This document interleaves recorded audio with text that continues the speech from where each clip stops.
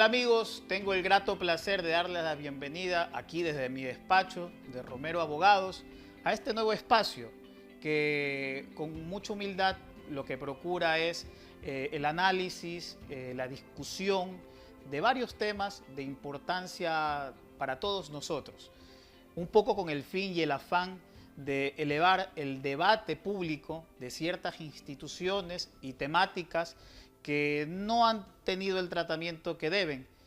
Por supuesto, lo haremos con invitados especiales, voces autorizadas, para que desde un punto de vista más académico, ya sea político, ya sea económico, ya sea jurídico, poder conocer sus posiciones y poder brindarles a ustedes un debate de altura. No olviden que nos transmite la señal de M+, ahora aprovechando la era digital a nivel mundial. Sean todos bienvenidos. Y pues bien, el día de hoy nos hemos propuesto tratar sobre la noción de justicia, un concepto claramente controvertido a lo largo de nuestra historia por los más importantes pensadores y filósofos de la humanidad. Así que para ello tengo el honor de contar con dos importantísimos invitados. Dicho sea de paso, miembros también abogados de este estudio jurídico, Romero Abogados. Le doy la bienvenida al abogado Giovanni Quichimbo, abogado litigante, experto en Derecho Laboral y Derecho Constitucional. Gracias, Giovanni, por estar aquí. Muchas gracias a ti, Gabriel, por la presentación y la invitación. Esperemos que sea un tema interesante y poder llegar también a conclusiones también interesantes. Seguro que sí, no tengo la menor duda. También me honra presentar a mi hermano, quien es mi socio dentro de este despacho y que es un laureado abogado litigante. Gracias, Marcel, por estar aquí. A ti, Gabriel, primero felicitarte por esta iniciativa, esperando que de este programa vengan muchos más y a ver cómo nos va en este primer programa. Y bueno, pues bien, el concepto de justicia, ¿qué podemos decir del concepto de justicia? Lo que tenemos claro es que no hay un consenso respecto a la noción de lo justo o de lo injusto. Y es por ello que es importantísimo llegar a una aproximación a esto. Yo creo que existe un parteaguas importantísimo dentro de la literatura, en la cual existe la teoría clásica, que dice que efectivamente la justicia la trata como una virtud, la mejor de las virtudes, porque propende al bien.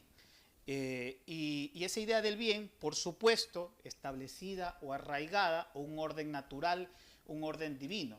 Sin embargo de ello, también existe la corriente más contemporánea que nosotros hemos visto en su mayoría de nuestros estados, que es un poco más contractualista, convencional, consecuencialista, que es que dependiendo de ciertas circunstancias se decide qué es justo o qué es injusto, o dependiendo de la mayoría. Es un concepto un poco democrático, por decirlo de alguna manera.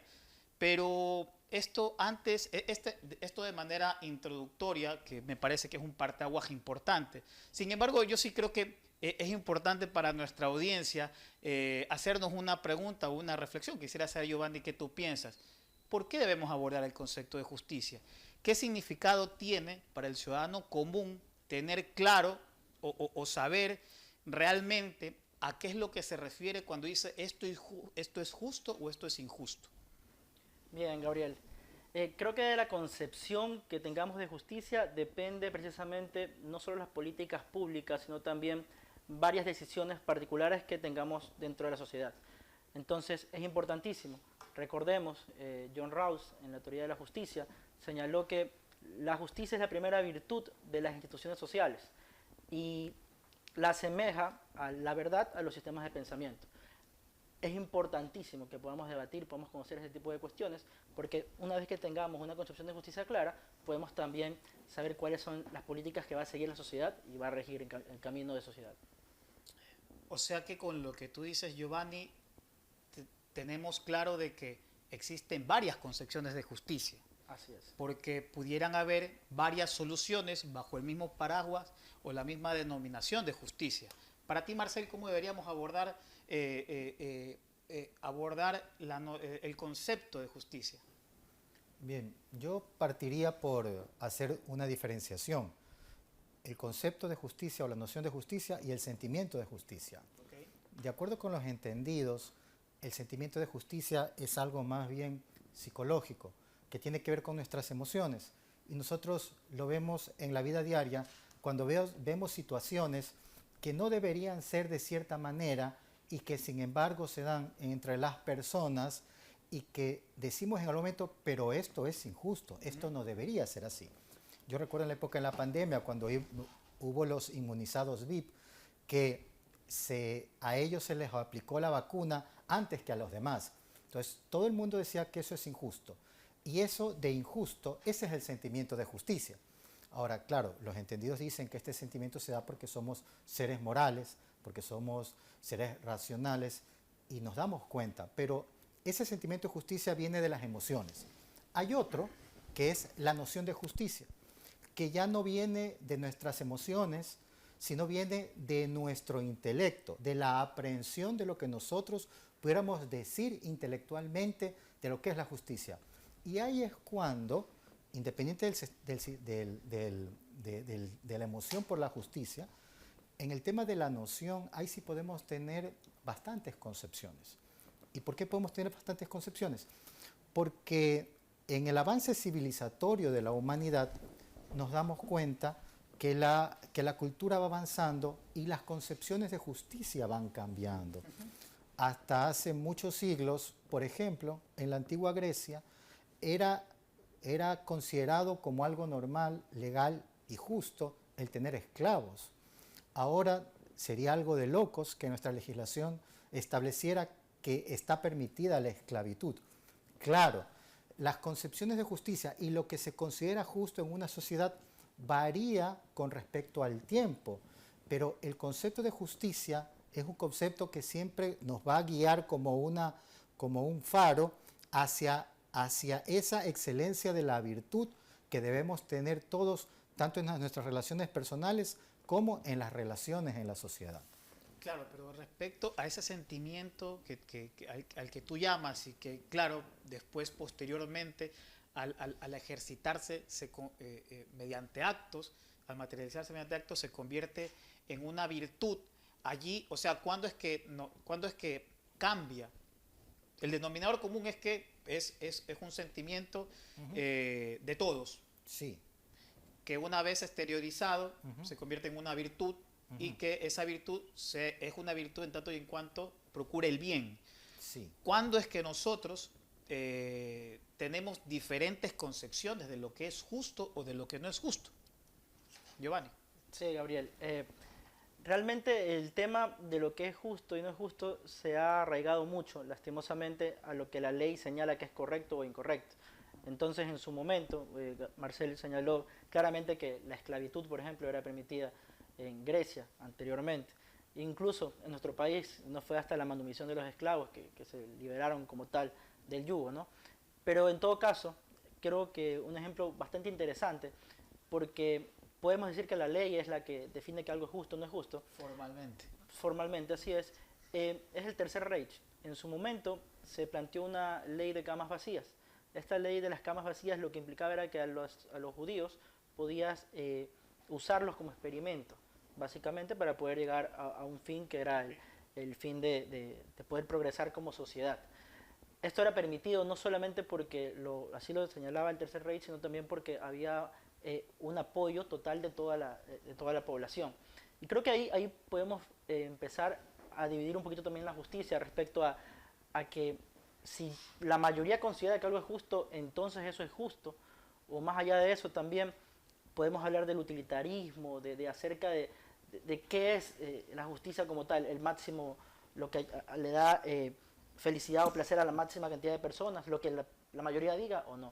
Y allí tú has tocado un tema importantísimo que ya de una otra forma baja de la abstracción, de preguntarnos qué es justo, qué no es injusto, básicamente en la praxis, en lo que uno ve en nuestras sociedades contemporáneas, de que claro, formalmente la ley establece ciertas reglas sobre ciertas situaciones que lo que proponen es que cierta situación es lo que debe hacerse y por lo tanto es justo, pero resulta ser que al cabo de unos años o en la misma época resulta legal pero ilegítimo. Ahí viene el concepto un poco de legitimidad de ciertas cosas. Pero ¿qué hacer si es que por una parte tenemos nosotros unos mínimos intocables, un poco parafraseando a Kant, de los imperativos categóricos, de los que nosotros no podemos mañana transigir? Sin embargo, el poder, porque el poder es el que de una u otra forma establece nuestro derecho positivo, mediante la legislatura en este caso, el poder hace lo contrario, transige sobre valores de trascendental importancia que no debieran poder transigir. ¿Qué haríamos o cómo tú ves ese problema que surge? Bueno, yo pensaría que ahí estamos hablando de cómo está el diseño institucional, porque nuestras modernas democracias, a partir de que se acabó la Segunda Guerra, adoptaron el constitucionalismo. Y el constitucionalismo, en su versión actual, implica eso que tú llamabas los mínimos, que son los mínimos de justicia, basado en los imperativos categóricos y otros instrumentos de filosofía, que se traducen en los derechos humanos. Entonces, los derechos humanos, primera, segunda, tercera generación, dan pie a que mañana estos derechos humanos nosotros los pongamos en nuestras constituciones y sean considerados como derechos fundamentales. Entonces, claro, es verdad, porque aquí hay una tensión, y es la tensión entre el respeto de los derechos fundamentales, por otro lado, y el autogobierno colectivo, que es lo que nosotros llamamos democracias. Estamos hablando al menos en nuestras sociedades occidentales, ¿no? Entonces, por un lado, el más puro decálogo liberal te establece que hay que respetar los derechos fundamentales civiles y políticos, ¿no? Y te dice, pero, por otro lado, las decisiones colectivas que se dan en una sociedad democrática pueden afectar estos derechos fundamentales, ¿no? Entonces, esa tensión entre liberalismo y democracia yo creo que siempre existe. Entonces, ¿cuáles son los mecanismos institucionales? Por eso decía, ¿cómo es el diseño institucional? ¿Cuáles son esos mecanismos institucionales para poder solventar estos choques mañanas que pueden existir? Evidentemente, a través de lo que en la República se conoce como la división de poderes, ¿no? Es decir, hay una rama, cuando existe estos excesos del poder, hay una rama que es la judicial, y en estados constitucionales, la constitucional, que pueda restablecer ese desequilibrio que se produce cuando el poder de manera arbitraria, sea a través de decisiones ilegítimas de autoridad, o sea a través de decisiones democráticas, a través de la constitución de una ley, vulnera los principios fundamentales del ordenamiento, en este caso la garantía de los derechos fundamentales y o, por ejemplo, la justicia. Porque aquí todos sabemos que en el sistema jurídico el principal valor del derecho es la justicia. Claro, entonces, o sea, según lo que tú mencionas, esa tensión que existe entre, por una parte, el imperativo categórico o lo no negociable respecto a los valores, y por otro, estas decisiones de poder público que en algún momento, mediante políticas públicas o actos, pueden transgredir esos valores intocables, pero una decisión de enfoque, sea porque el uno es un enfoque colectivo de política pública y el otro, claro, son de derechos humanos en este caso, que son intocables, inalienables, intangibles. Pero desde este punto de partida podemos clasificar, viendo estos dos enfoques que hemos mostrado, a lo mejor la justicia o qué dice la doctrina o los pensadores importantes respecto al tema de esta clasificación. Veo que hay un enfoque un poco personal respecto a la persona misma y hay un enfoque colectivo de cooperación, que allí es donde llegan a tensionarse y allí es donde llegan a chocarse.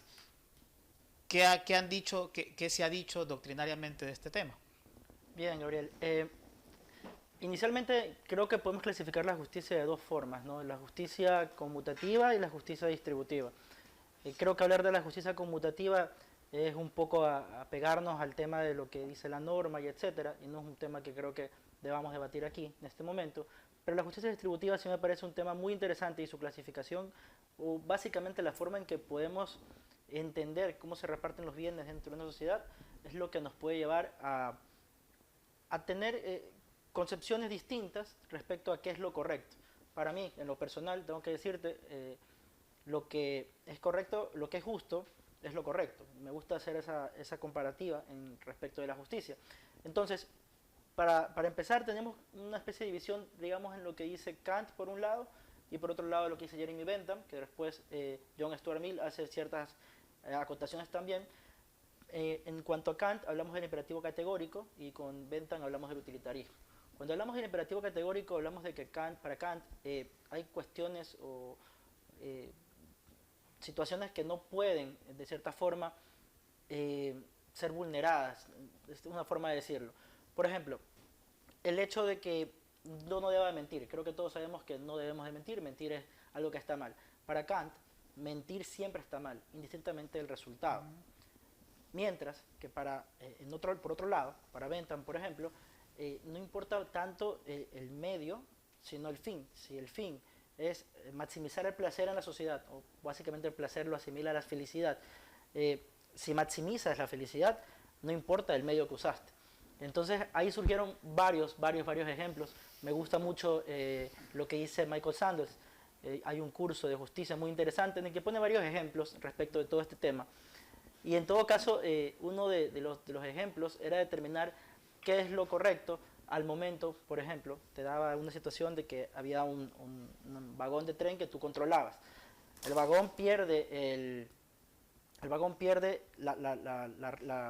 freno y el vagón sigue. Y por un lado, si tú tú sigues el camino, vas a matar a 5 personas. Te ponen esa decisión. Exacto. Esa decisión que tiene su fondo, ¿no? Por un lado vas y puedes matar a 5 personas, por otro lado, si activas el mecanismo de giro, vas por la derecha y solo matas a una persona. ¿Qué decides? ¿Dejar que las cosas sigan y matar a las 5 o matar a una? Y ahí están las dos concepciones que acabas de decir. Exactamente. En ese sentido, lo que la mayoría dice es matar a una persona. Pero ¿qué pasa si cambias y esa una persona, por ejemplo, es tu mamá? Es algún familiar. ¿Vas a hacer eso o no lo vas a hacer? Se particulariza la justicia en cada una de las personas. Pero esa concepción yo veo que es el debate que debe haber de justicia respecto a qué es hacer lo correcto. Me gusta mucho. O sea, básicamente en la concepción clásica, la que estuve explicando en la introducción, pero respecto a lo que tú dices de la justicia distributiva y el utilitarismo que acabas de mencionar, a mí me recuerda un poco. De allí también se deriva la filosofía económica. Marcel, cuando un Estado, en las justificaciones, cuando un Estado tiene que intervenir en la economía, hay sus justificaciones filosóficas. Evidentemente siempre en economía se propende a que se lo haga de manera eficiente, pero esa eficiencia, siempre, que básicamente es asignación y todo lo demás, siempre tiene una tensión con el concepto de equidad, y ese concepto de equidad es el que termina variando.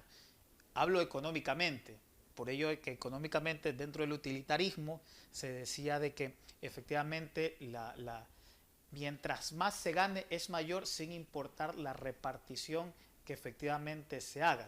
Mientras más gane la sociedad, teniendo en cuenta como la función de bienestar social, la sumatoria de todas las utilidades personales de cada miembro de la sociedad. Entonces, podemos decir que de aquí también, de esto que estamos abordando, también se derivan las concepciones o las perspectivas económicas y políticas que tienen nuestros estados. Sí. Por ejemplo, hay concepciones sobre la justicia distributiva, la que hablaba Giovanni, la que establecen que la única forma de asignación legítima del producto de la cooperación social, como diría Rawls, es el mercado. Son las corrientes más de derecha y especialmente los anarcocapitalistas. Por ejemplo, Robert Nozick, ¿no?, que es uno de los representantes más grandes.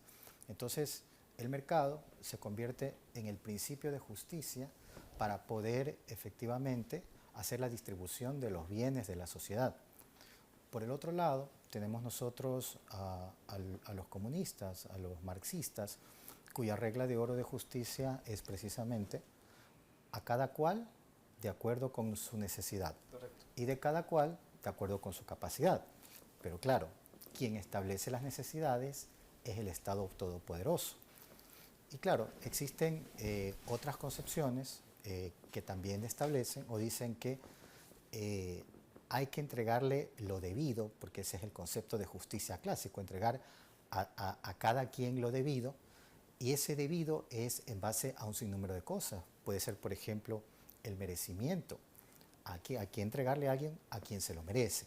Entonces, si nosotros hacemos esa traspolación de estas, creo que más importantes concepciones de distribución de lo que significa la justicia en una sociedad, podremos decir que hay un poco de todo en nuestras sociedades occidentales, porque hay ciertos criterios en los cuales es el mercado quien distribuye. Hay otros criterios, básicamente, por ejemplo, la política social, que es en que se distribuye de acuerdo a las necesidades de las personas, y otros criterios en que, por ejemplo, en el otorgamiento estatal de becas, es a las personas que se lo merecen. ¿Y quiénes se los merecen? Pues, de acuerdo a eso, son los mejores estudiantes. Entonces, en la forma como uno pueda esos diferentes ingredientes ponerlos dentro de una política social y efectivamente atender a los criterios de distribución, es lo que un poco empieza a diferenciar las políticas públicas de los estados. Y de allí, de una u otra forma, derivan nuestros estados de bienestar. Exactamente. Justamente de la conjugación de Sí. todas esas variables Exacto. que tú nos acabas de enunciar. Por ello es que en cierta manera, o en ciertos estados, o en ciertos modelos, se establecen ciertos estados de bienestar, que no es otra cosa que otorgarle a la sociedad o a los que lo necesitan la provisión fuera del mercado de ciertos bienes preferentes, como pueden ser salud, educación, justicia, y por otro lado, para las personas que tienen menos renta, esa transferencia de renta. Y lo que hace ver esto es que no existe un criterio único que sea el más importante a la hora de establecer las políticas públicas en una sociedad para poder repartir el producto de la cooperación, ¿no? Entonces, como que las tres, de alguna u otra manera, son útiles mañana cuando se quiera hacer una repartición en justicia. Pero también puede ser porque, de una u otra forma, las características de las teorías, tú acabas de decir, la utilitarista, que un poco también se va con el tema más crudo, en lo que respecta a economía, en el tema más crudo que no reconoce la solidaridad ni la convivencia social, como quien dice. Y por otro lado tienes a John Rawls, que establece ciertos conceptos, pero que llegan a ser incluso un poco utópicos. Habla del velo de la ignorancia, como que uno se dé un paso atrás y se establezca en una posición original, que son cosas que no van a pasar. Por eso a lo mejor existe todo este cóctel de mezcla de las variables que acabas tú de decir, y que, bueno, de una u otra forma llegan a una solución de la cual a veces no sabemos en qué teoría nos encontramos o en qué ideología nos encontramos a ciencia cierta.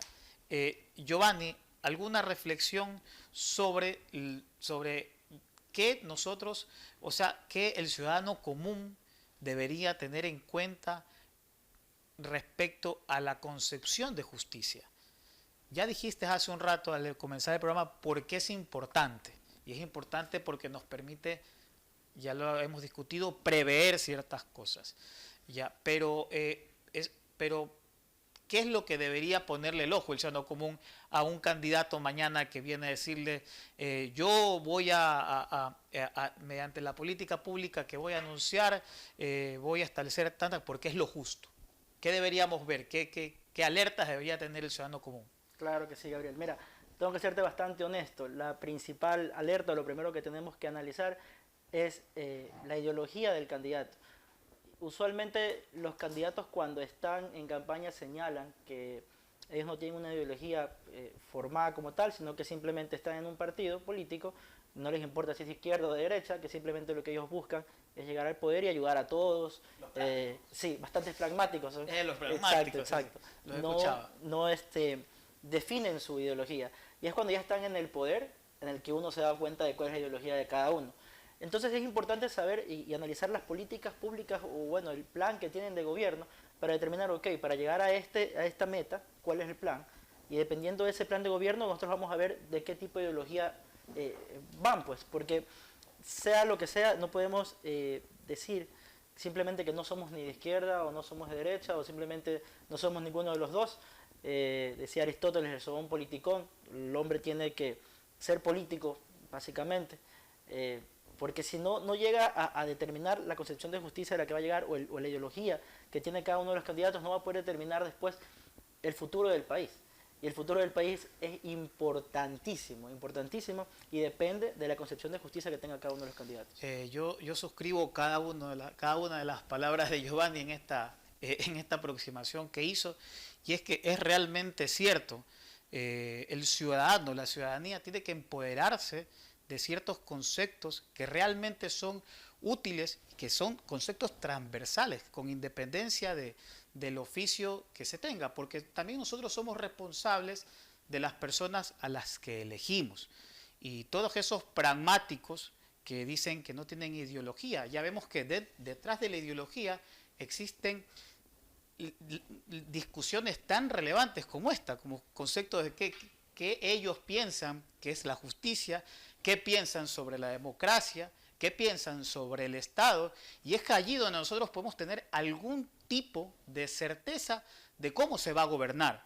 Es por ello que, claro, no está mal no conocer ciertas cosas, pues, sería preferible que se conozcan, pero lo terrible y lo peligroso sería que un político no conozca justamente de política y se diga y se autodenomine pragmático. Yo quiero agradecerles a los dos por este importante debate, conversación. Bueno, ustedes están en su casa y quiero agradecerles también a nuestra audiencia, quien ha tenido la gentil deferencia de vernos en este espacio. Vendremos con más temas importantes, vendremos con más invitados, así que los invito a estar atentos a la señal de M+. Gracias. Gracias.